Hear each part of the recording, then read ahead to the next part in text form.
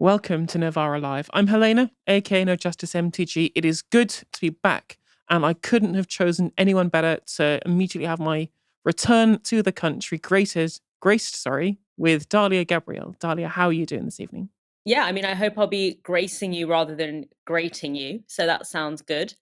Yeah, I'm doing all right, Helena. Thanks for asking. Coming up tonight, Andy Burnham's surprise bid to replace Keir Starmer, potentially. 2 weeks since the assassination of Charlie Kirk, and the United States is on high alert for the rise of political violence.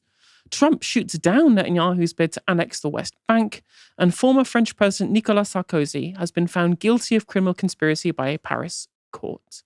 All of that and more coming up. If you'd like to support our work, you can sign up at novaramedia.com/support.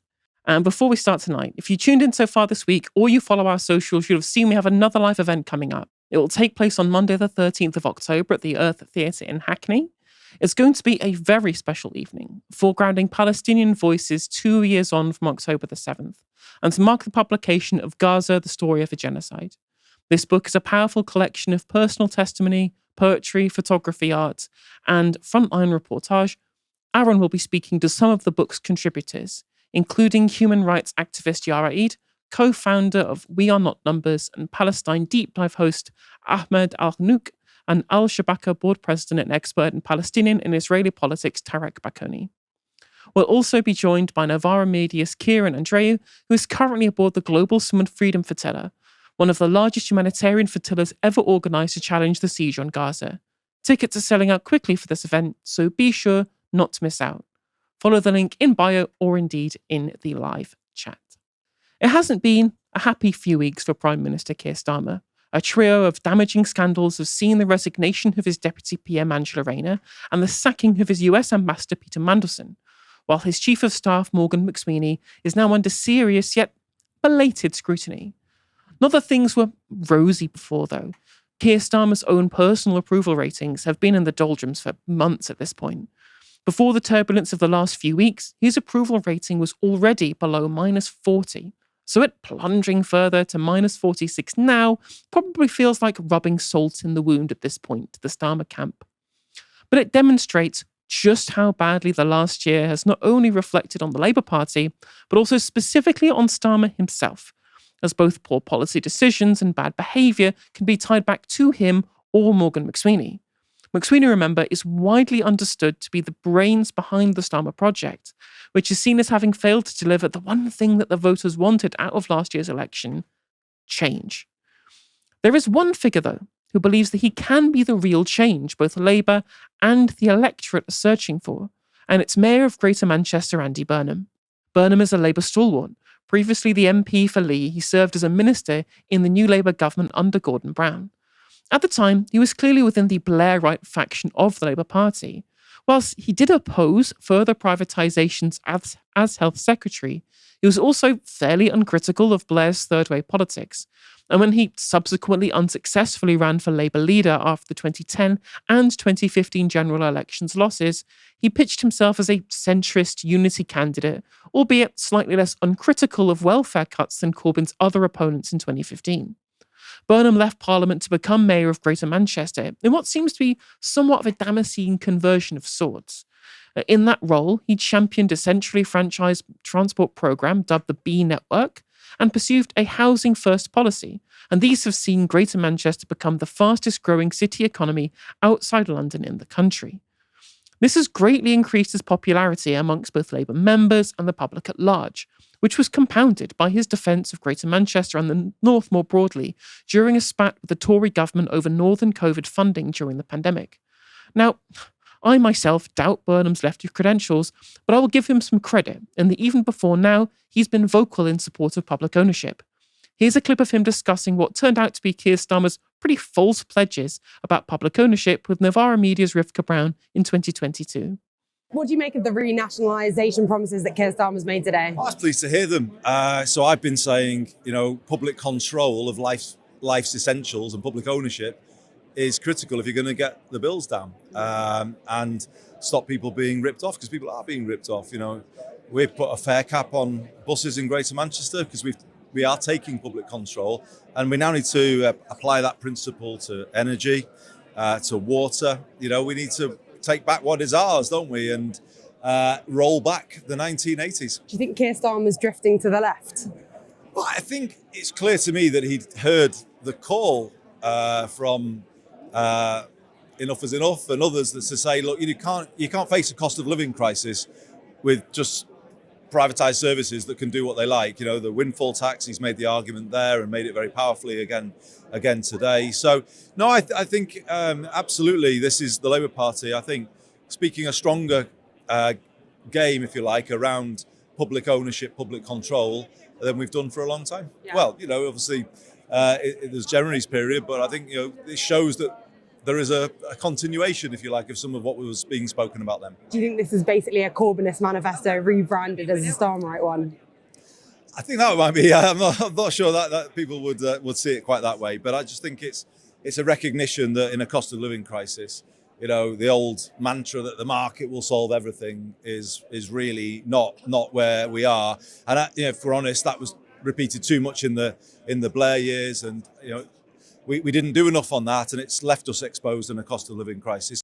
Now, obviously, we all know Starmer's nationalisation pledges have been discarded, like all the other pledges he's made since becoming leader of the Labour Party. But this does seem like a pretty sincere acknowledgement of New Labour's failures from Burnham there. And he has seen fit to solidify his now centre-left credentials further with the creation of a new factional network within the Labour Party called Mainstream. It seeks to bridge the divide between the soft and socialist left within the Labour Party to create a progressive coalition big enough to move Labour leftwards on policies such indeed as public ownership and taxing the rich. It seems to have been picking up steam, and he has seen signatories from groups such as Open Labour, the Socialist Campaign Group, and Compass. And its success has made a rumoured potential leadership challenge against Starmer by Burnham look much more likely. Speaking of which, Burnham has told The Telegraph that Labour MPs have been privately urging him to challenge Keir Starmer for the leadership. And yesterday, Burnham spoke to Tom McTague from The New Statesman about his vision for the country, and all but confirmed his potential aspirations for the top job. There's lots to like in that article. There's an outspoken defence of both lowering bills and reducing private subsidy through public ownership of housing and utilities, support for much-needed electoral reform, and there's also this very interesting paragraph about international relations. Burnham wants to see a complete overhaul of asylum policy, not leaving the European Convention on Human Rights, but ending the system in which asylum seekers are settled around the country by the Home Office, which he describes as atrocious and, worse, dangerous. He would like to see a more assertive foreign policy and was uncomfortable watching the government's courting of Donald Trump on his recent state visit to the UK. Burnham wants Labour to make a stronger argument about Brexit having been a mistake.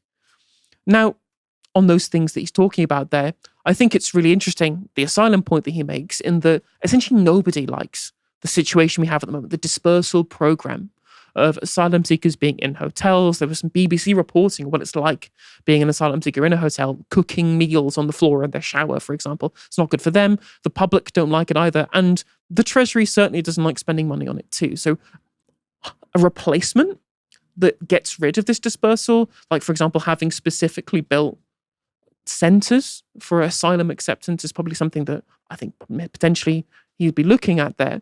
And when it comes to foreign policy, this robust rebuttal of the current administration's warming to Trump, or indeed capitulation to Trump, I think is very strong. And we've seen the Liberal Democrats, in one of their very few policy wins, coming out strong in opposing continual capitulation to Trump. And Burnham is clearly seeing that that has a lot of favour with the public.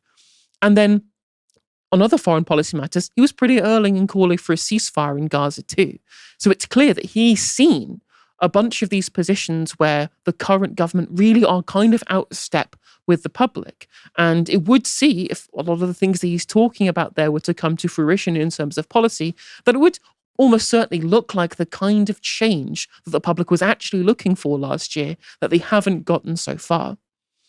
Another key piece of information is Burnham's criticism not just of policy direction, but Starmer and by extension McSweeney's running of the Labour Party.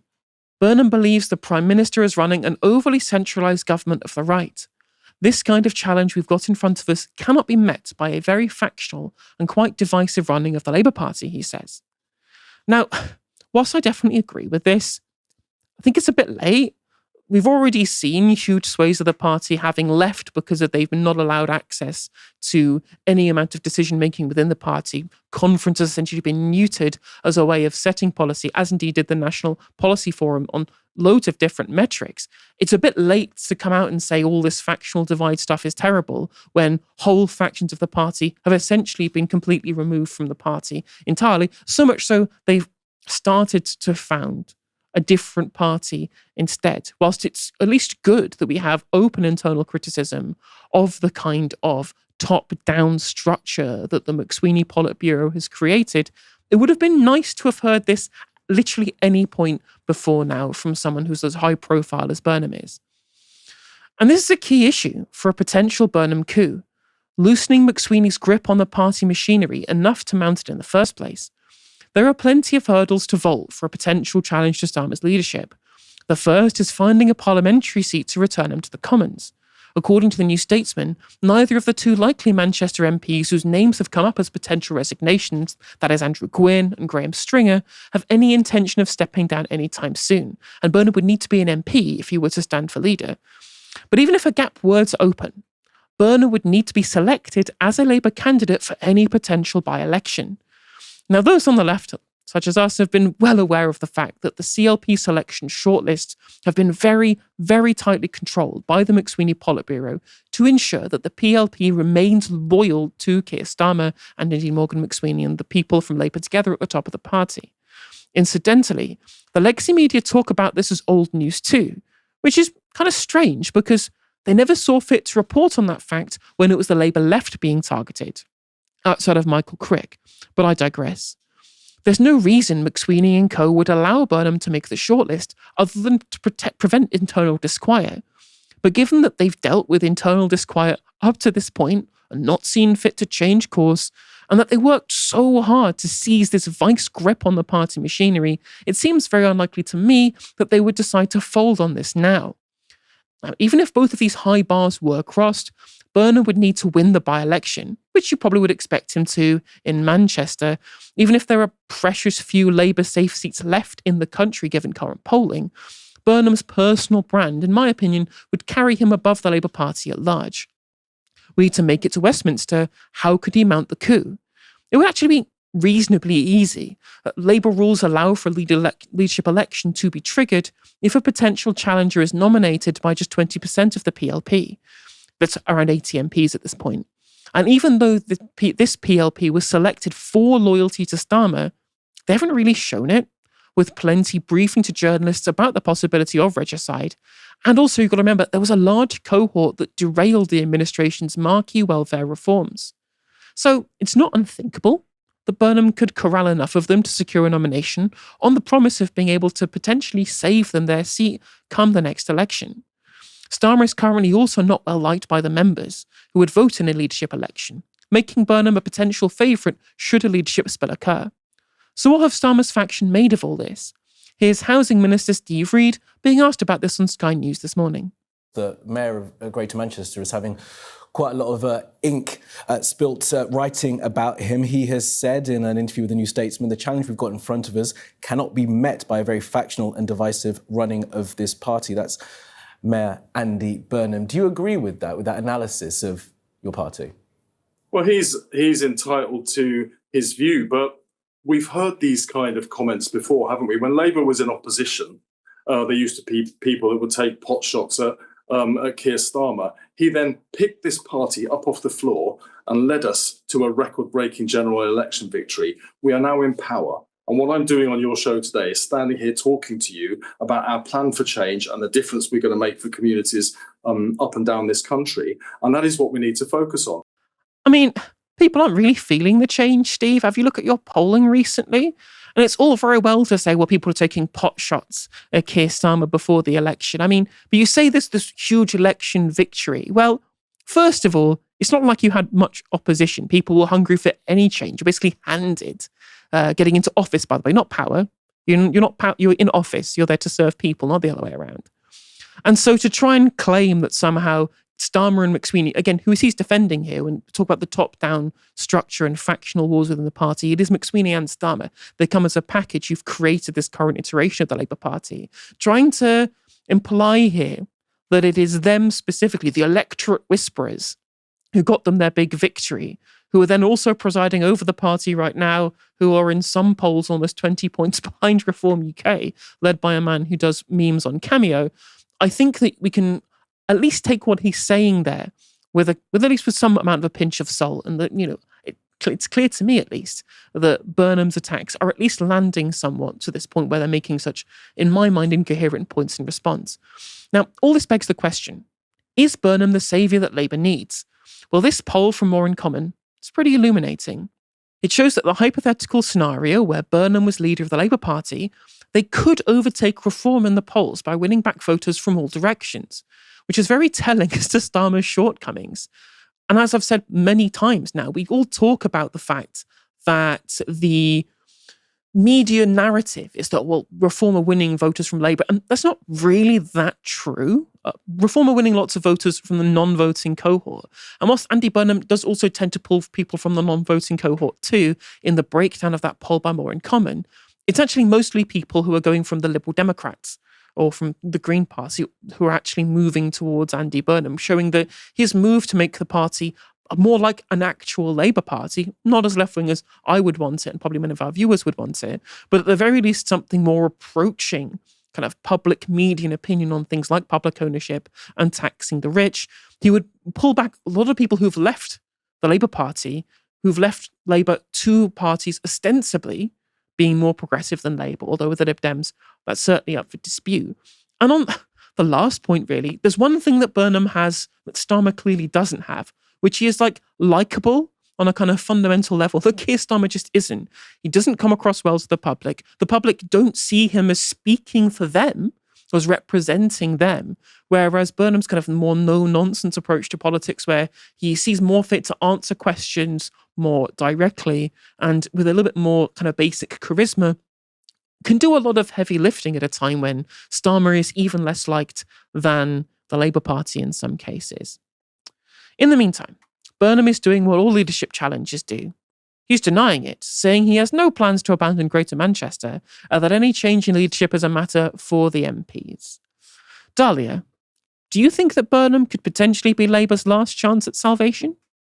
Look, I mean, it's very clear that Starmerism has been a huge blow to the legitimacy and reputation of the Labour Party. If the Labour Party want to survive in any form, if they want to survive the next election with any kind of credibility and not be completely or essentially wiped off the political map, they have got to abandon Starmerism. Why?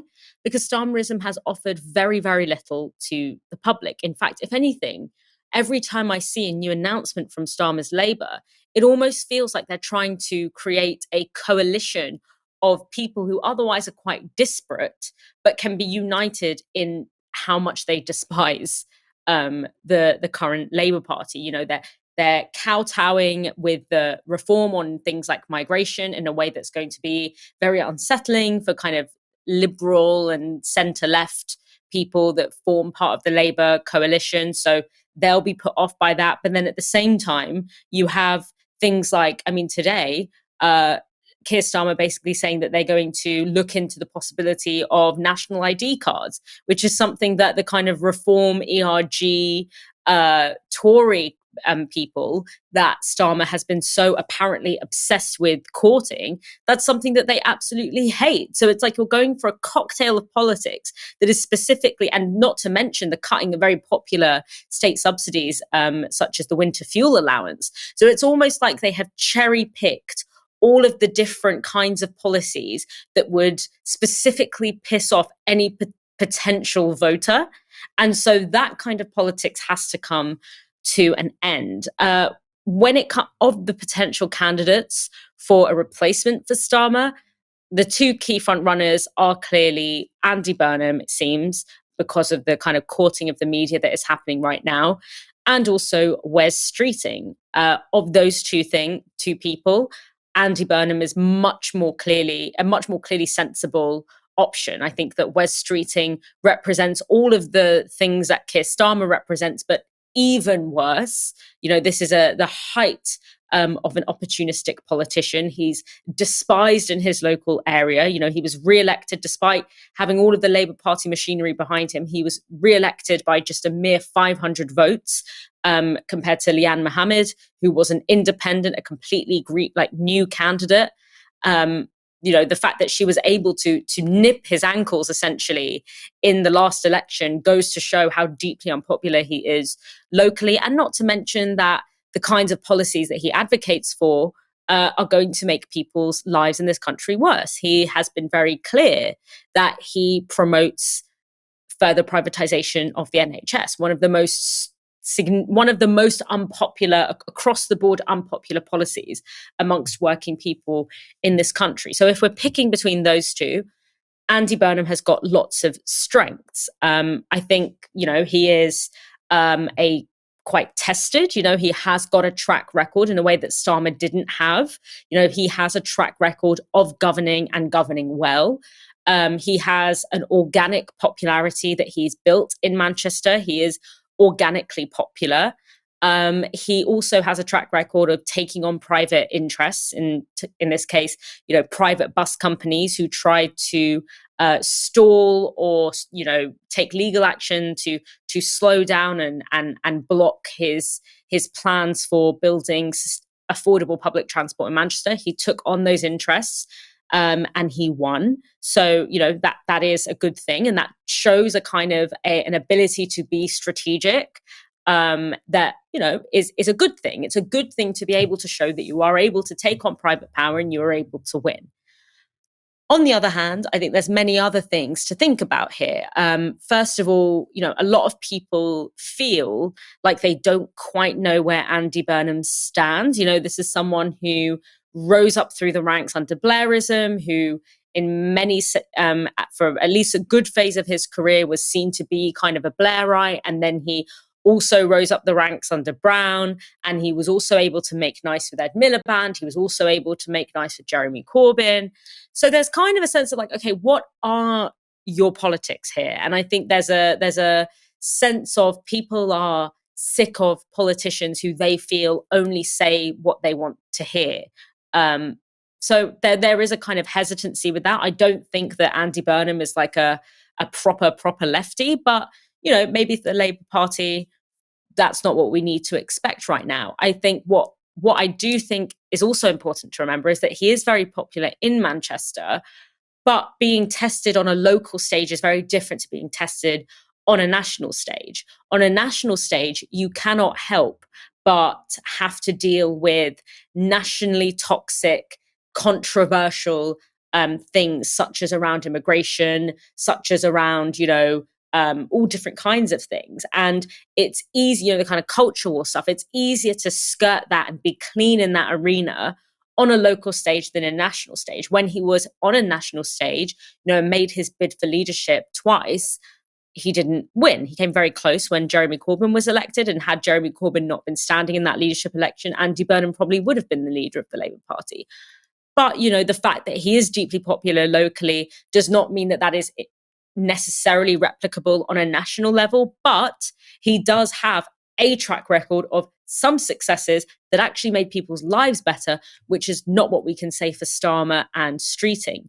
So, as someone who at this moment in time is primarily committed to making sure that reform does not get into power, is Andy Burnham someone who I think has a better shot of forestalling that? Hopefully, if he is able to work with left organisers and community organisers who are also going to be necessary to stopping the rise of the far right, I'm open to it. And I'm definitely more open to it than I am to a possible West Streeting leadership or continuing to beat the dead horse that is the Keir Starmer leadership. Yeah, I certainly agree. And I think that what people really are looking for from politicians at the moment is the sense that the politician is on your side, right? There is this kind of crisis in the confidence in politicians, to do things that represent change, which we haven't really seen on a large scale so far, but broadly to represent the interests of the public at large rather than being overtaken by special interests or anything like that. Even basic simple things like Andy Burnham in response to the Starmer administration increasing the bus fare cap from £2 to £3. Burnham immediately goes and says, no. We're going to keep it £2 in Greater Manchester.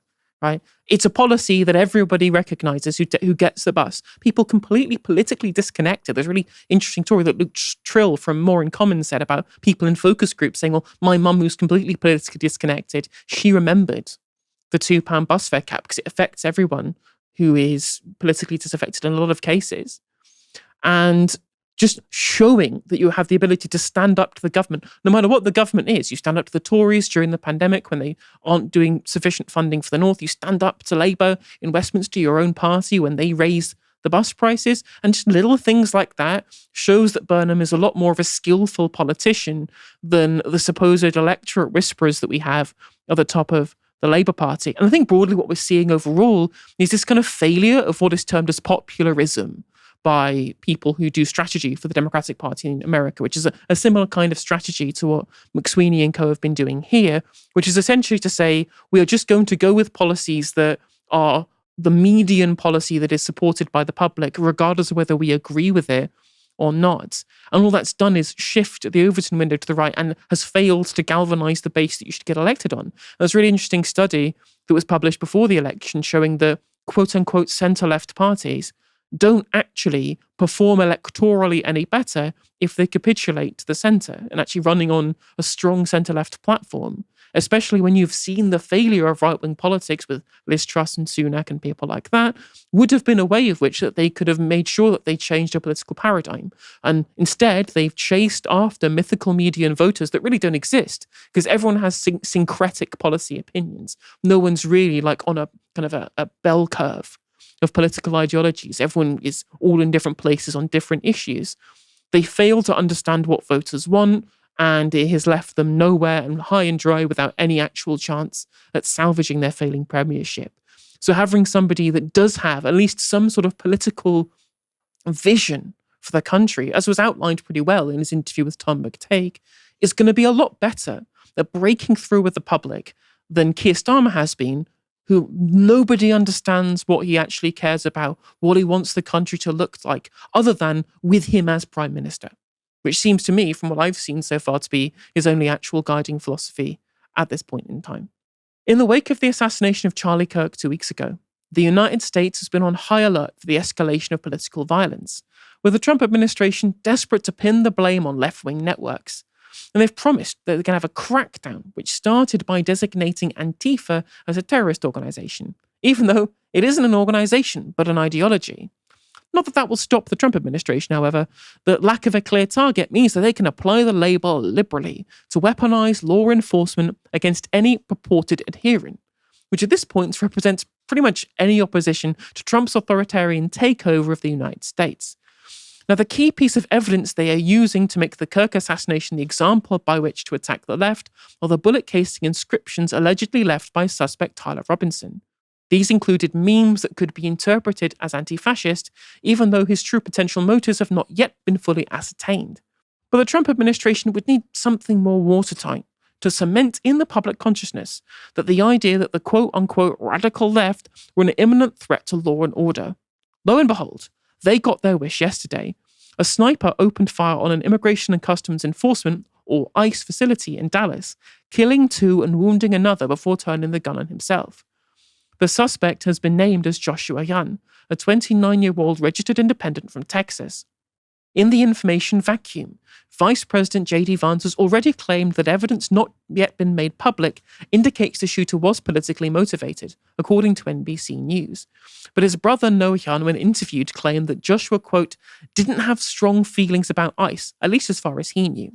So, if the Trump admin and FBI Director Kash Patel wanted to ensure that there was no doubt at all over the killer's motives, they would need some kind of evidence that was a smoking gun, if you'll pardon the pun, linking the shooter to some sort of political motivation or ideology. It would at the very least need to be broadly anti-ICE in nature. Well, about that. This was posted by Kash Patel.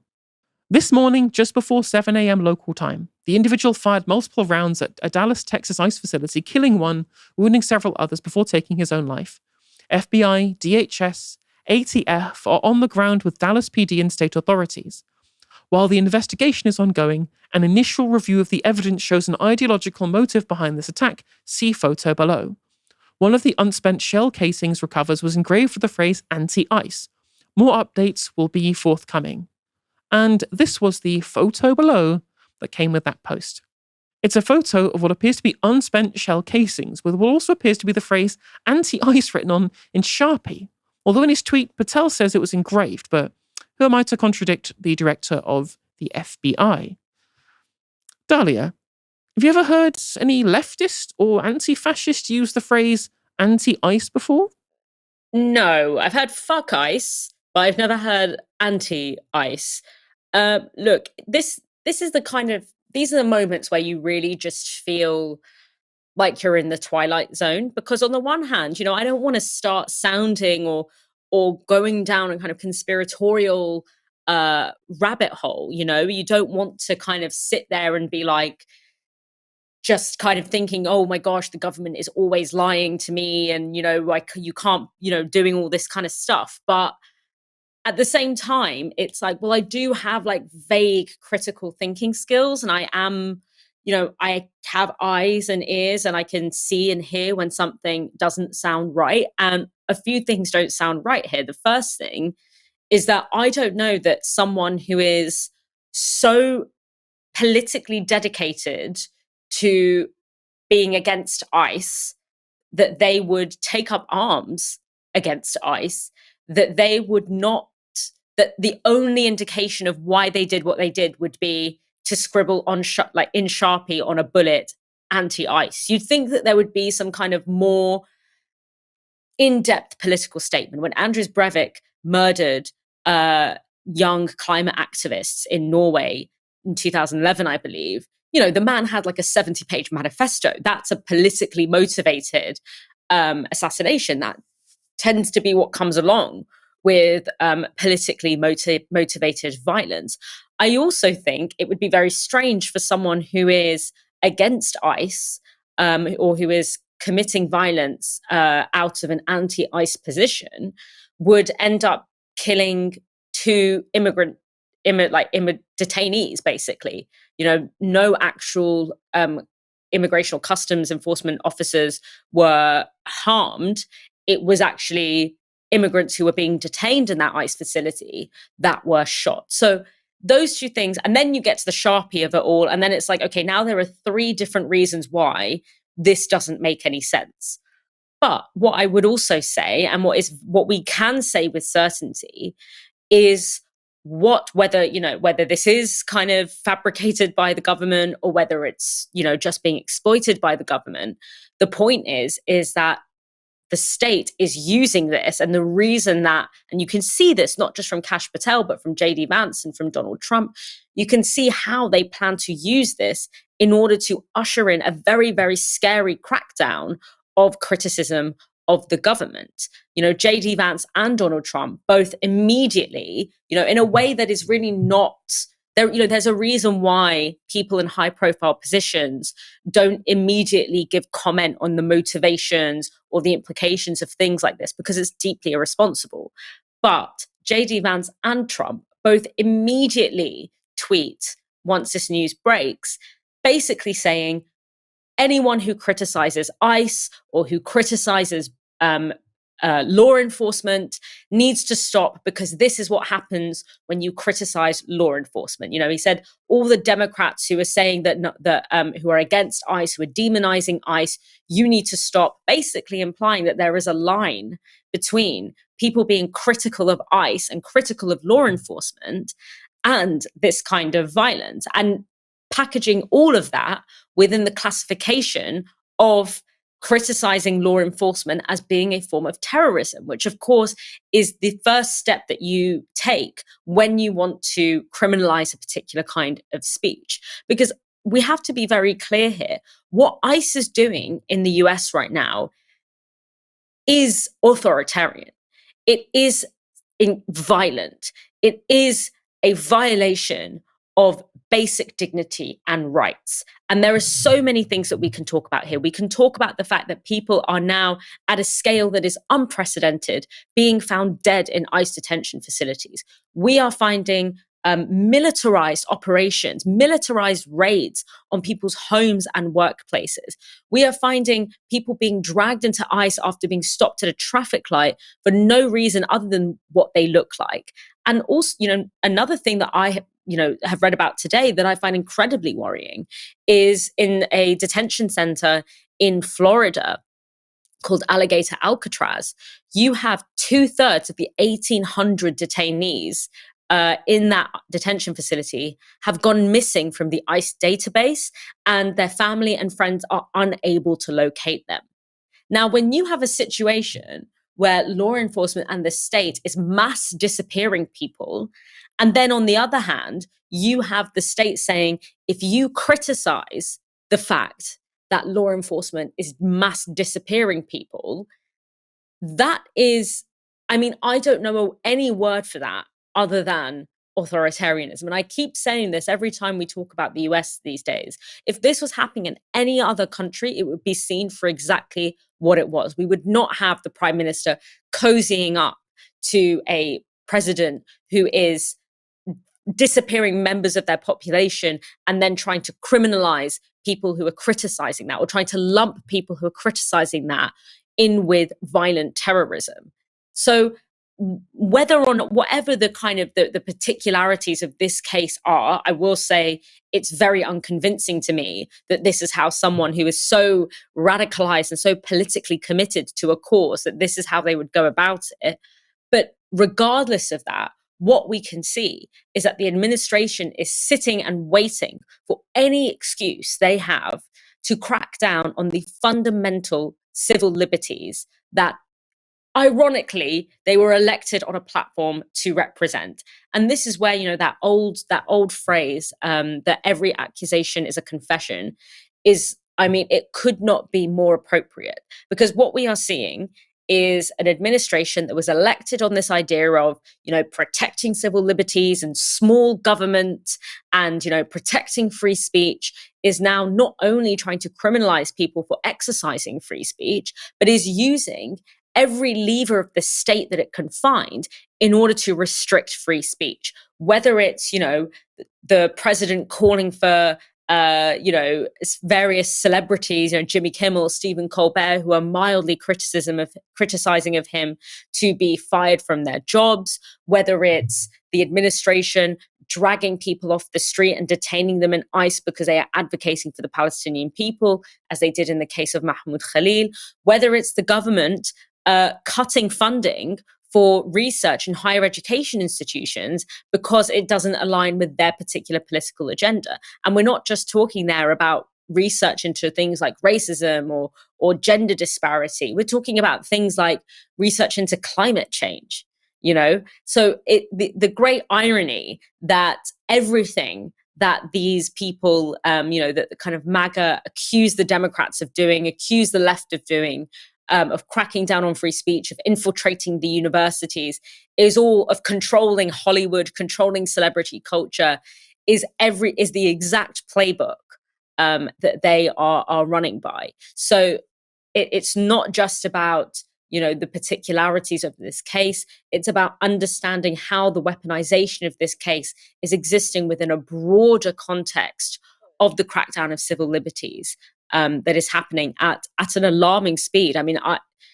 Trump has been president this time for less than a year, and it's amazing. Honestly, it's industrious, the speed and intensity with which he has been able to roll back, principles that have been part of the American Constitution for hundreds of years. And I'm not here to say that, every president prior to Trump has been, greatly respecting of those civil liberties, but the scale and the intensity and the nakedness with which Trump is violating those principles has not been as strong as this in my lifetime.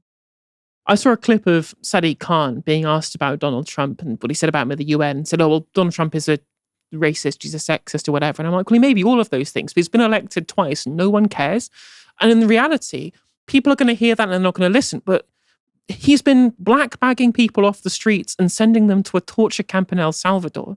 That's probably the most pressing concern. He's been advocating for annexing Greenland.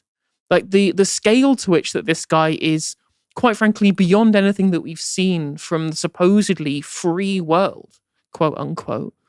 And the fact that we can't actually have a reasonable discussion about just how much civil liberties have been completely torn up. And again, and through unitary executive theory, essentially, this idea from Project 2025 that the president can essentially direct policy and bypass Congress with which to do it, has not been properly understood.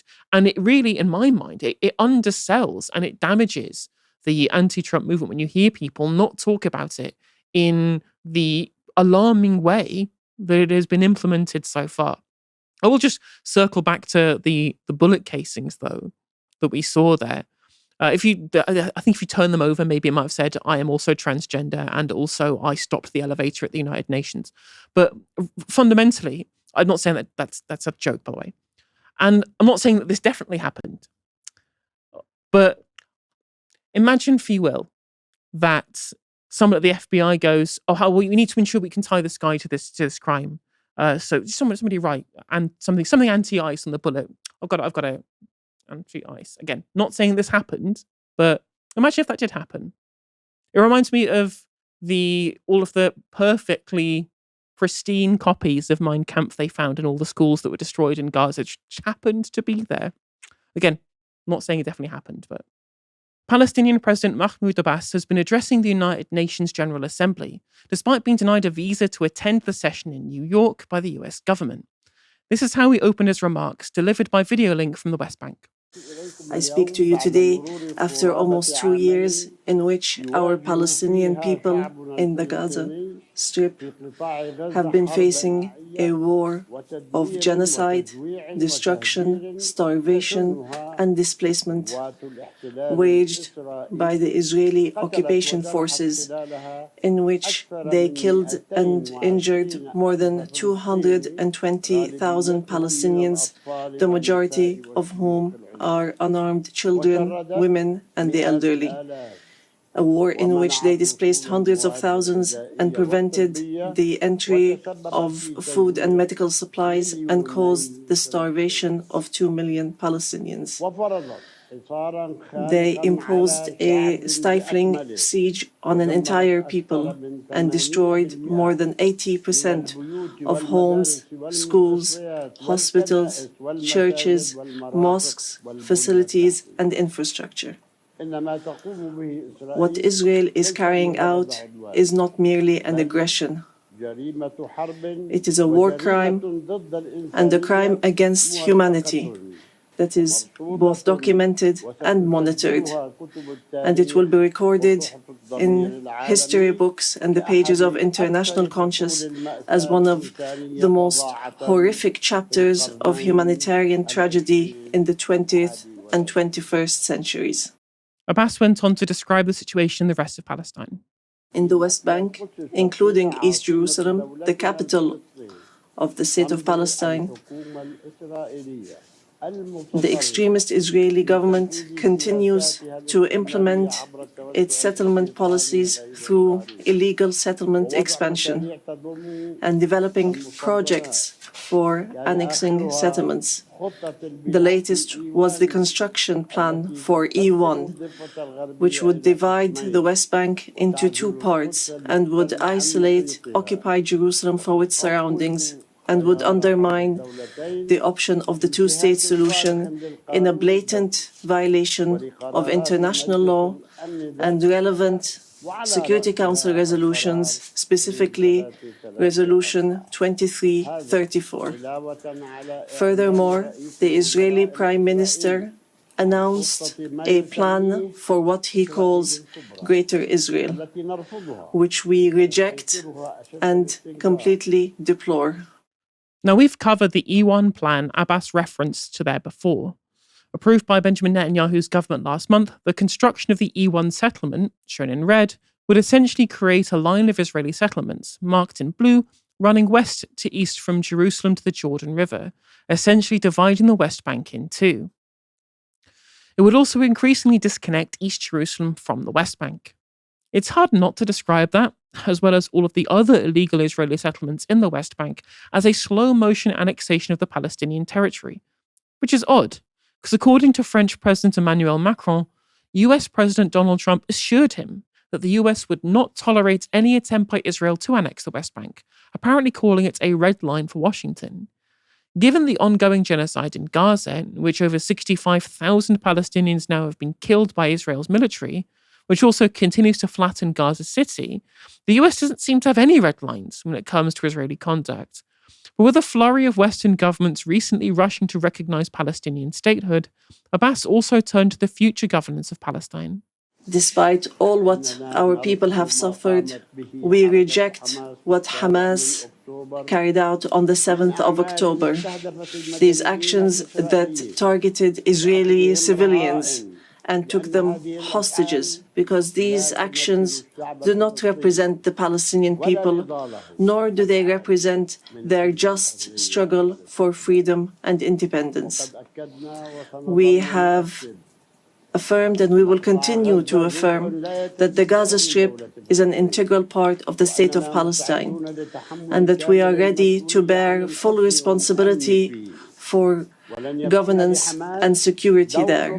Hamas will not have a role to play in governance. Hamas and other factions will have to hand over their weapons to the Palestinian National Authority as part of a process to build the institutions of one state, one law, and one legal security forces.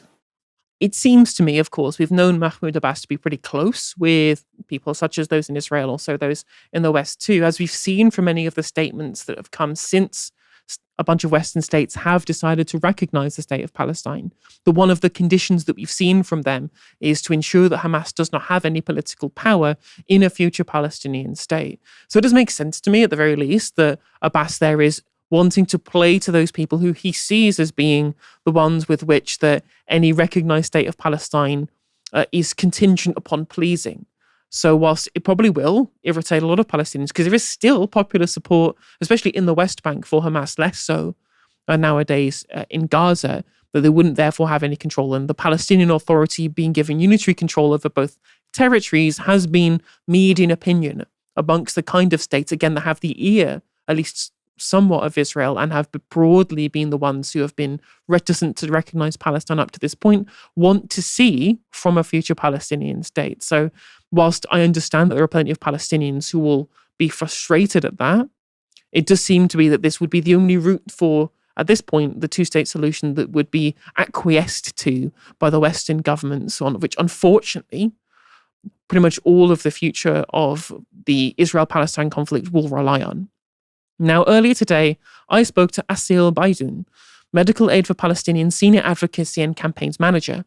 Normally, she lives in the West Bank, but spoke to me while in London. I began by asking her what her reaction was to Trump's claim that Israel's annexation of the West Bank is a red line for Washington.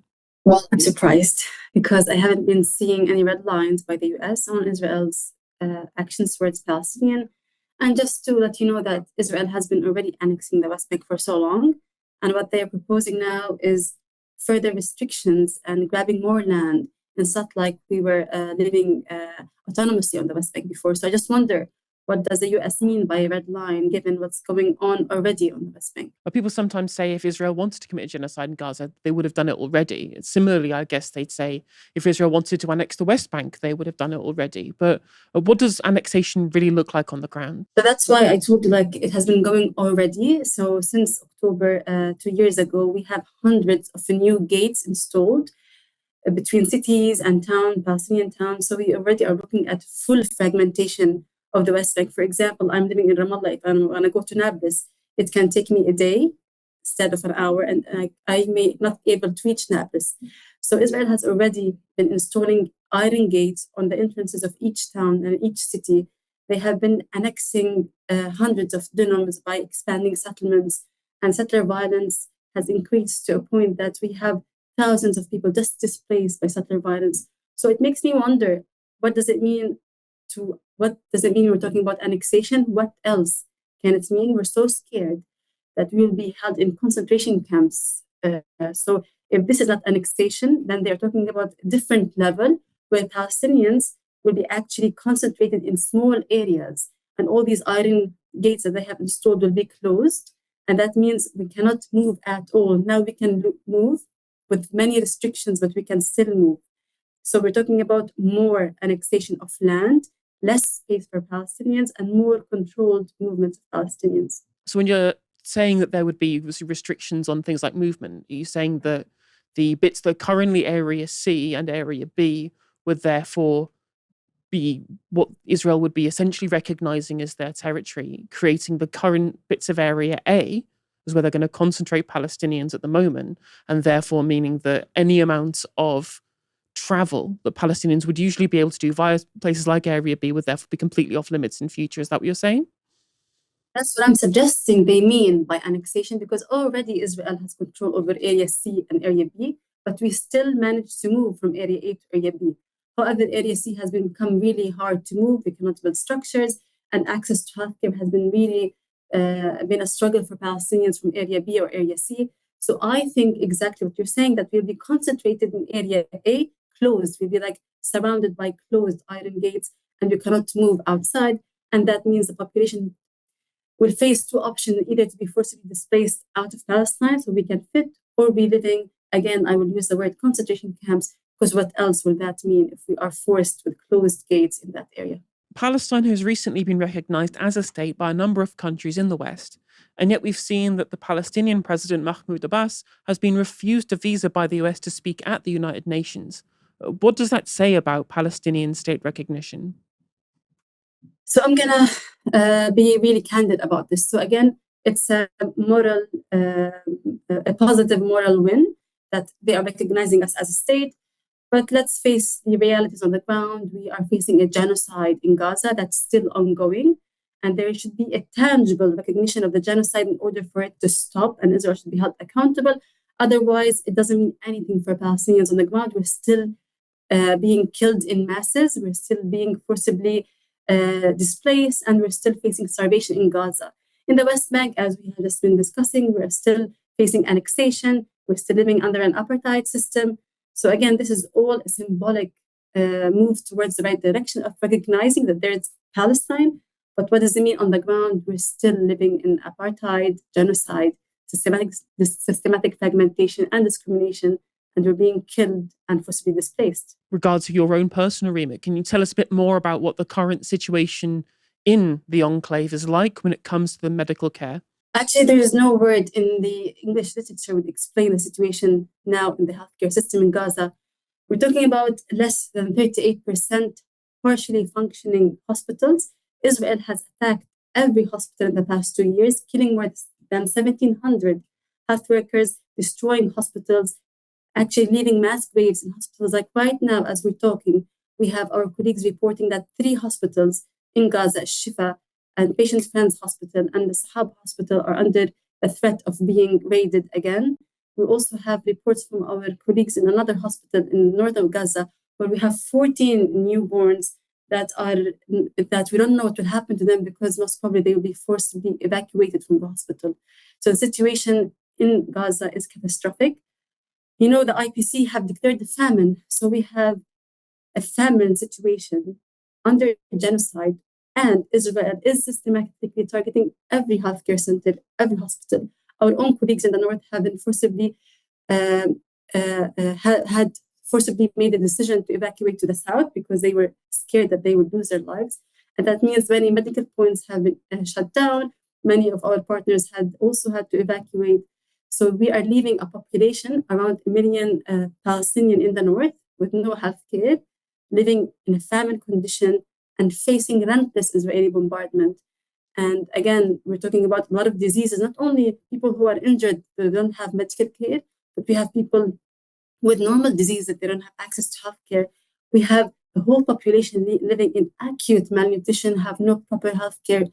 So I really don't know what can I use in the English word to describe this situation. And obviously within that regard, you've talked about Israel's targeting of social infrastructure like hospitals. We've seen the targeting of civilian infrastructure in places like Gaza City. They've been increasing the raising of civilian infrastructure in Gaza City in these last recent few weeks. And we've seen obviously comments by people like Bezalel Smotrich over the ability for them to use the area in Gaza for property, to be able to make some kind of moves there. And we've also seen intentions from people like Trump, such as with regards to the Trump plan that Netanyahu has said that he supports, and people like Israel Katz have done as well. But in your own personal opinion, what do you think that Israel's true intentions are for the Gaza Strip? Well, I think it's revealing our worst fears. So I think Israel's intention is to completely, fully occupy the north and displace Palestinians towards the south. And again, I'm using the word concentration camps, where all Palestinians will be concentrated in a very small 1 or 2 areas that they will be calling humanitarian islands, but they're not humanitarian islands. They're just people crammed in one or 2 places where the humanitarian aid will be weaponized, privatized, and then Israel will have full control of the northern area and many other areas in the south. So what we're talking about is ethnic cleansing of Palestinians from the north to the south, where they will be living in inhumane conditions. They will be getting aid through Israel private and military companies. And then the Palestinians will be facing 2 choices, either to live without dignity or to find another place outside Gaza to settle and start their lives. So you'd expect then, obviously, with regards to the West Bank, that there is the concentration and the lack of ability to move outside. But you're saying that with Gaza, the true intention is that once you have concentrated them in that very small area in the south, in places like Rafah or Al-Mawasi, for example, and they've inflicted such poor living conditions on them, such as we're seeing at the moment, the intention would be for them to then move south, for example, into somewhere like the Sinai, so that Israel can then gain full control of the whole strip. Is that something that you're suggesting there? What I'm suggesting is that we have 2 areas, West Bank and Gaza. And in Gaza, they have fully almost completed their plans of ethnic cleansing. So let's say we have a grade 5. In Gaza, they have completed 4 grades out of 5 from the ethnic cleansing, because we already have mass displacement from the north to the south. And we already have people crammed in, as you said, the Mawasi and the Rafah, because they have been actually working on the plan for 2 years now. In the West Bank, they have just started the plan of ethnic cleansing, even though we are talking about unlawful occupation for more than 70 years. But in the West Bank, they're still making slower progress when it comes to concentration camps, because the area is bigger. But the intention of the Israeli government is the same. They want to ethnically cleanse Palestinians, depopulate them from the land, and they just want to have more control on Palestinian land. They want to have more Israeli settlements and increase the annexation. And they both have the same intentions, but in Gaza, we're seeing it clearly because of, again, of the genocide and of the small geographical area, which makes it easier to ethnically cleanse Palestinians from the places they lived in. Former French President Nicolas Sarkozy has been found guilty of a criminal conspiracy in a Paris court today. On Thursday, the former right-wing head of state arrived in court with wife Carla Bruni to hear the verdict in a case that's been ongoing for over a decade. In it, Sarkozy and his staff were accused of forming a secret corruption pact with the regime of Libya's former leader Muammar Gaddafi and of using funds from an autocratic state to finance Sarkozy's 2007 presidential campaign. According to prosecutors, Sarkozy and his aides entered into a corruption pact with Gaddafi's officials in 2005, with Sarkozy meeting with officials in Libya while a serving minister. In return for financing his successful presidential bid, the Libyan government asked for diplomatic, financial and legal favours, while prosecutors also alleged that Sarkozy promised to rehabilitate Libya's and Gaddafi's image on the world stage. And Libya certainly needed their help. Libya had long been a pariah state over allegations of state-sponsored terrorism, including the 1988 bombing of a Pan Am flight over the village of Lockerbie in Scotland. That bombing killed 259 people on board, as well as 11 people on the ground. And very quickly after Sarkozy was elected in 2007, Gaddafi did appear to be on the path to rehabilitation. In that same year, Gaddafi arrived in France on a state visit, making Sarkozy the first Western leader to extend an official invitation to the Libyan leader. In France, the move was extremely controversial, with human rights organizations and left-wing politicians criticizing the visit. $14.7 billion worth of deals were nonetheless signed. And other Western leaders soon followed, with Spain, Italy, and the United States all rolling out the red carpet over the next 2 years. Those warm relations didn't last, however. In 2011, Libya descended into civil war as rebel forces threatened to oust Gaddafi's regime.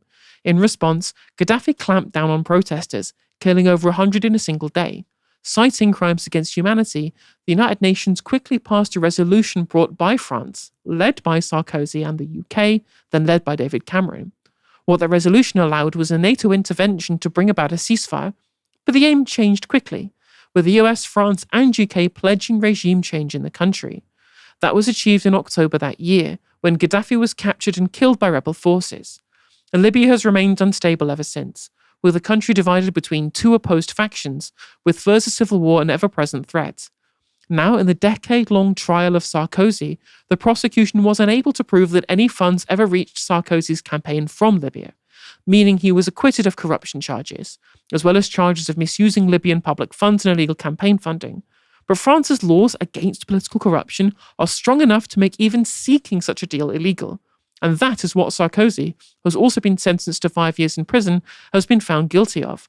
Speaking after the ruling, Sarkozy, who denied all wrongdoing in the court, said this: "If they absolutely want me to sleep in jail, I will sleep in jail, but with my head held high. Those that hate me this much will think they will humiliate me. But what they have humiliated today is France, the image of France. And if someone has betrayed France, it's not me, it's the justice system. I'll fight to prove my innocence." There was one other strange turn of events in this case, however. French-Lebanese businessman Saeed Takiaddin had told investigators in 2016 that he had personally helped to ferry suitcases of money from Gaddafi to Sarkozy's entourage during the presidential campaign. He later retracted that claim in 2020, leading to accusation that Sarkozy's allies had pressured him. Later, Takiaddin retracted his retraction, and 2 days before Sarkozy's verdict was delivered on Thursday, Takiaddin suddenly died of a heart attack in Beirut. His initial retraction remains the subject of an investigation, with Sarkozy, his wife Carla Bruni, and other people close to the former president under formal investigation. All deny any wrongdoing. Dalia, this all seems like quite a mess, doesn't it? Yeah, I mean, what a story. There are a couple of things that sort of strike me with this. The first is this question of money in politics and what does money buy you politically. Now, obviously, the comparison I'm about to make is not like for like, but it made me think about, this idea of Sarkozy having his election campaign funded by Libya and then by Gaddafi, and then he gets into power, and then suddenly France is, the first Western leader to extend an invitation to Gaddafi, and then, billions of deals are signed, and there's a knock-on effect afterwards. And so you see that one contribution, think about how much of a great return on investment that is. That one little contribution to a French politician then leads to a complete reorienting of diplomatic geopolitical relationships, which, whatever you think about what those relationships should have been, the point is that they were influenced by what is probably, in terms of how much money was actually made from those deals, a very small sum. And it made me think about the extent to which Israeli lobbying has shaped similar diplomatic geopolitical relationships in Britain and in the US. We know, for example, that AIPAC is one of the most prominent bipartisan lobbyists. We know, according to Declassified, that Israel has funded a quarter of British MPs. These things, this kind of level of money in politics from vested interests really has concrete impact on the ground. And the idea that, a foreign state or representatives of a foreign state can make, election determining donations, and that is not going to influence policy in a very dramatic way. When people who have taken huge amounts of money from the Israeli state and then begin to act in bizarre ways where they seem to be consistently denying the reality in front of them, and they try to argue that they have somehow managed to maintain some kind of independence on the issue, it is laughable. And I think this kind of shows how laughable those claims are. And I just wish that this idea of being able to buy politicians and buy elections was not just limited to the criticism of that was not just limited to pariah states like Libya. I wish it was a more generalized attitude towards the way in which the very wealthy, including people representing other governments are able to shape our politics in such a dramatic way.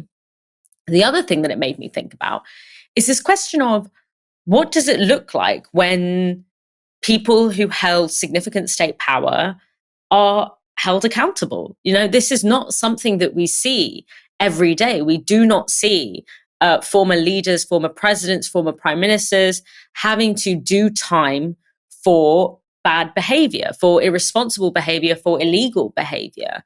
But this has been something that has been building in France for a little while. Sarkozy is the first French president to actually serve a sentence. And what is quite surprising about it is that some of the kind of the niceties that someone of his stature would normally be granted, for example, not having to be in prison during an appeals process, that has not been waived for him. He is going to have to immediately go into prison. But we have also seen, Jacques Chirac, who was the president of France, was also convicted for embezzling funds. He wasn't sentenced to prison, but he was convicted. Marine Le Pen, similarly, was convicted for embezzling funds. And that's not something that we tend to see. We don't tend to see people with that kind of level of political power having to face the justice system. And what I find so deeply ironic about it is that Sarkozy was very well known not only for having a very hard line on immigration, being very right wing, but having a very hard line on law and order. And I always say that these big Billy Bollocks law and order politicians, it's almost always law and order for thee, but not for me. It's always those ones that you find behind the scenes have been up to kind of the shadiest shit. But coming back to the question of Israel as well, it makes me wonder, imagine if we lived in a political system where our politicians right now, who are currently continuing to sign off on huge funding packages to a country that is at plausible risk of committing genocide, how different would that be if they knew that one day, if they had a reasonable belief that one day they may be held accountable for that violation or for that impropriety? How would that change the way that politicians currently behave? And it goes to show that the only reason that they feel so comfortable continuing to give militaristic and financial sign-off to a state that is at plausible risk of enacting a genocide is because they are so deeply confident that justice does not happen to people like them. So it's quite a scene to see someone actually have to face accountability, and it's something that doesn't seem to be just targeted towards Sarkozy, but it seems to be more of a theme within French politics at the moment that both Jacques Chirac and Marine Le Pen recently have found themselves on the wrong side of. If only we had such scrutiny of our own politicians. I thank you very much, Dalia, for joining me this evening. Thanks for having me, Helena. Always a pleasure. The same is true from my end as well. Thank you everyone as always as well at home for tuning in. We'll be back tomorrow from 6 p.m. For now, you've been watching Novara Media. Good night.